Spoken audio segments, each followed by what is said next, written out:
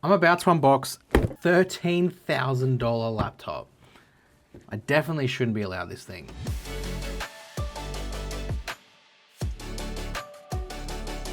Just before, it got dropped off at the front door and I was very excited to go get it. There it is. Oh, it's big. Oh, it's heavy. This is a folding laptop, a dual screen folding laptop. I love folding phones, so it should be no surprise that I'm gonna love this, but let's get into it. Okay, it's not the first Asus laptop I've unboxed, so I know that this side is likely going to be like the power cables and stuff, so let's take a look at that first, because, well, to get the boring stuff out of the way. Okay, yep, that's a big chonker of a power brick, all right. And get rid of you. And there's another side to it. Yep, so that can go back. Massive, like what a big chonker of a power brick that this is needed to power. Obviously, because it's got high-end graphics performance, which we're gonna take a look at. I'll put that off to the side, and I'm gonna bring in the laptop box, which is heavy. There's a lot going on in here. Okay, so let's ROG Zephyrus Duo. Oh, that's some nice presentation. It's in this velvet feeling bag, I guess you could say. Yeah, I'll get to that. I just want to see what else is in here. Paperwork, it's always paperwork. I don't want you. Okay. Ooh, rightio. Okay, already having used the Zephyrus G14, it's very similar presentation. That stripe for the gaming down the middle there, it's very nice. And it's got everything on the back for like the kickstand to make it stand up because it's a dual screen laptop. We've got Core Ultra 9, GeForce RTX. I think it's 5070 that's in here, but we'll take a look when I turn it on and get it going. And then you lift it up. And look, like this looks like a laptop. But then you take that away and there's another screen under there. And then this detaches and becomes a Bluetooth keyboard. And then it can sit there and fold up and then you can carry it around. That's what makes this incredible as a concept. Obviously, I use folding phones quite a lot. That whole idea of having a screen on the inside and then a screen on the outside, this is a very similar type of thing where you have a laptop form factor when it's open like this, but then take the keyboard away, do the kickstand at the back, and you've got yourself this with the keyboard which can go down here with a nice massive trackpad. That is special. So I've only got 2 weeks with this, so I'm not gonna waste time showing you the setup process because I think that's just a waste. What I'm gonna do is I'm gonna spend a couple of days with it first, update how it's going, and then I'll do a full review at the end of the 2 weeks because, well, how can I not? Where are you, power button? My first interaction after unboxing was trying to find the power button, top, which I comically struggled with. On the sides there. Oh, there it is. Whew. Almost couldn't find the power button, but it's right there. I then was stung with the Windows setup process again. The Windows update process has got me again. And so is the construction noise. Okay, it's all set up. Now I'm gonna install some games. I went through and installed the games I was keen to play. Modern Warfare 3, Forza Horizon 6, and of course, EAFC 26. I also had a realization about the level of games that I could play now. I just realized that I can play 007 First Light through the Xbox app on here. I just checked also, this is running a 5090 graphics card, so this performance is gonna be next level. So that's a purchase straight away. Because of how long games take to download and install, I thought my first night with it would be consigned to pure admin and scripting. but I was wrong. Okay, EAFC is downloaded. Where it go? Let's get into some gaming. I launched straight into EAFC and started a manager career mode immediately. First order of business was to sign the greatest of all time, Lionel Messi, and bring him to Newcastle. I threw him straight into a friendly, and I also tested out the dual screen life, and the device, running off battery power, was running flawlessly for my favorite game. Okay, so it's the next morning. I actually did end up getting some gaming in last night, as you saw. Got to play some EAFC 26 on it, and it performed amazing. Honestly, the fact that I can have console level performance with something that can sit on my lap whilst there's rubbish on TV is beautiful. So already a big win.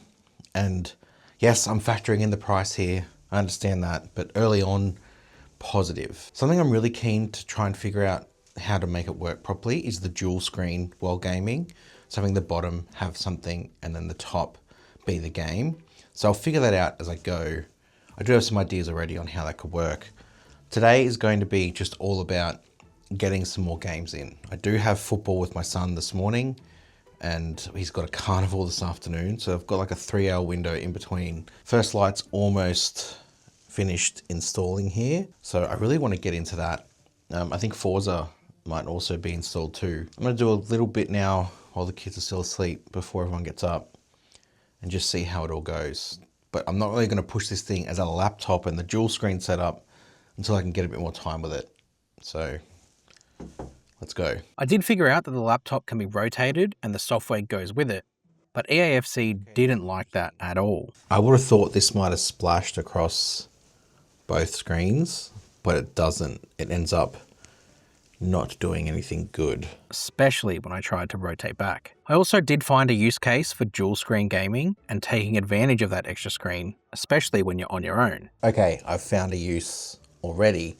The fact that I can have the game up here, it's pretty shameless of EA to call it the world's game when they used to have the World Cup. Now they don't because they ditched their relationship with FIFA. Still works though. And then I can have something down the bottom as I'm to watch. And I know attention span, you shouldn't do that, but sometimes it's good to have something mindless down the bottom and your game up the top. Or imagine if you want a tutorial of your game down the bottom and your game up the top. You could have like a walkthrough and you can go between the two. Very compelling so far. And a lot of you will say, you've got a monitor there. Yeah, but I've got 2 screens here. And like this could replace the need to get a monitor in the first place. So maybe it's better off having something like this that you can then take with you and then plop it down here when you need to use it. Yes. I started the World Game campaign against the USA. Sorry if you were from there, but I absolutely towed them up. World Cup 1-0, come on.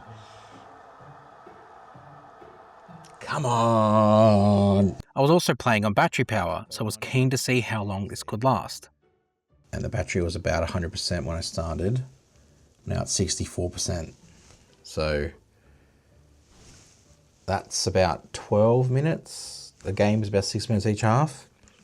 So let's call it maybe 20 minutes with all the faffing around setting the game up. And I've got the dual screen down here as well. I was watching a video. So maybe if I covered that screen up, it might fare a bit better. So let's go ahead and do that, shall we? After dismantling Paraguay, go on to the round of 32. That feels weird to say. I started admiring the display quality. Again, look at this. Look at this screen, man. Like, this is crazy good. Those close-ups are so sharp and everything is just super bright and colorful. Like OLED everything, please. By the third group game, I was just wanting to see if I could get to the round of 32 on a single charge, but it wasn't to be. So I did it. I got to the point where it said your battery is running low and you might want to plug in your PC almost through the third game of the group stage. So that's about what you'll get out of it, is 3 games of EAFC. After plugging it in to finish the third game and hearing the fans kick in, it was time to close it for the morning and head off to my son's football game. Nowhere I'd rather be on a Saturday morning than watching football. After we got home, with the kids having a break, I was able to dig into some 007 First Light, and it was every bit as good as I'd hoped. Visuals on this game are stunning so far. I've always found it interesting in games where you can rotate and see behind you. Like, the player can't see behind them. So why should we be able to see behind us without having to look? Just anyway, doesn't matter. I'm gonna keep playing. I played a bit more, but the break was over. It was time to go to the carnival. I'm gonna take this, but I'm not gonna use it to game on while I'm there. I just straight up lied there. I'm gonna take it because I need to watch our men's team play at 2:30, and this could be a great display to watch it on. Yep, I'm gonna do it. I packed the laptop down.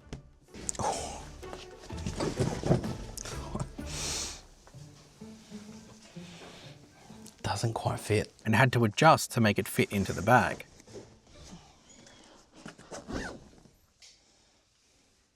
We got to the carnival and I pulled it out and set it up. As I was setting it up, it got a lot of the other parents talking and interested about what this actually was.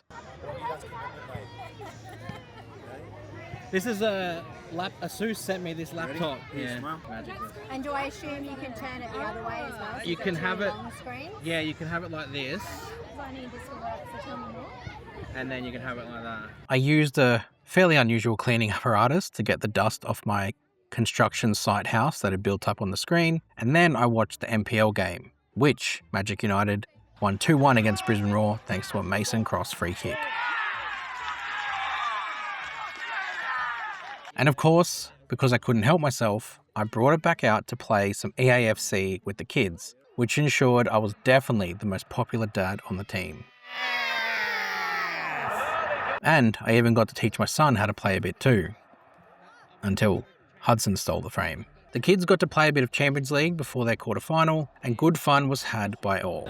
Yeah, that was good fun having this here. Kids loved it. Over the next day or two, I used it for some admin tasks on the kitchen bench, played some more First Light on the lounge, and I also installed Premiere Pro so I could get ready for my next 2 weeks with it. So, 72 hours later, with a $13,000 dual screen laptop. And I gotta say, the honeymoon period has not worn off yet. I genuinely love this form factor and the concept of what this does. I think if I could afford it, I could definitely see myself replacing a lot of devices with just this one here. Because think about it, it's a games console. It's also portable to an extent. It's a productivity laptop beast.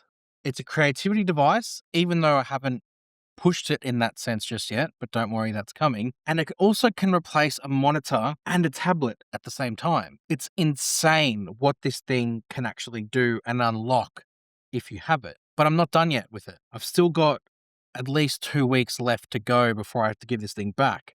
And next week I'm going traveling. I'm going to see my friend Sam Beckman, who's in the YouTube space. He's got over 600,000 subscribers, and he's basically the Android customization guru. So I'm going to go out and hang out with him for a few days. And normally I would take my MacBook Pro, a MacBook Neo maybe as well. I'd also take my Switch 2. There's a few things that I would try and take with me to cover a lot of different things that I might want to do, but I'm not going to take any of them. I'm just going to take this. Want to see how it goes. So subscribe and see how that happens.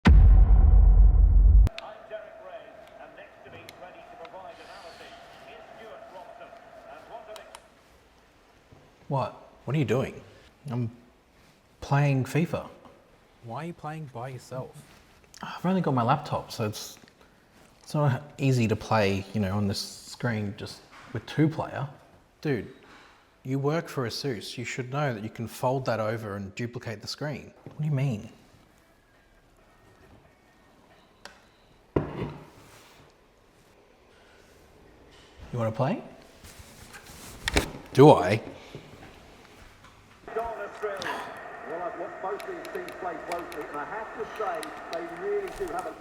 Yes. You're not very good at this, are you? Shh.